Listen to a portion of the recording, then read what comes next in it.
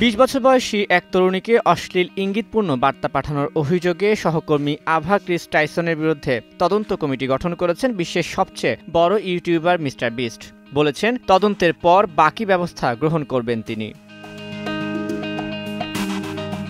আভা ক্রিস বর্তমানে নিজেকে একজন ট্রান্সজেন্ডার নারী হিসেবে পরিচয় দিতে পছন্দ করেন। 2012 সাল থেকেই বিস্টের সঙ্গে নিয়মিত তার ইউটিউব চ্যানেলের সহকর্মী হিসেবে কাজ করে আসছেন। বর্তমানে তার বয়স 28, তবে এর আগে তিনি নিজেকে পুরুষ দাবি করতেন। আভা ক্রিসের বিরুদ্ধে সামাজিক যোগাযোগ মাধ্যমে অভিযোগ আসার পর এক বিবৃতিতে মিস্টার বিস্ট বলেন, অনলাইনে আভার বিরুদ্ধে অভিযোগ ভেসে বেড়াচ্ছে, এ কারণে আমি বিরক্ত ও বিব্রত।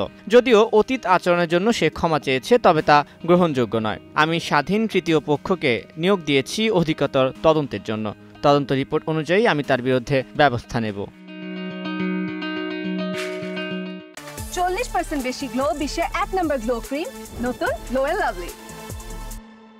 অভিযোগ প্রসঙ্গে আভা বলেন, এটা মজার ছলে বলা হয়েছিল, অনেক আগের ঘটনা। সোশ্যাল মিডিয়ায় এখন তা ছড়িয়ে আমার ব্যাপারে ঘৃণা ছড়ানো হচ্ছে।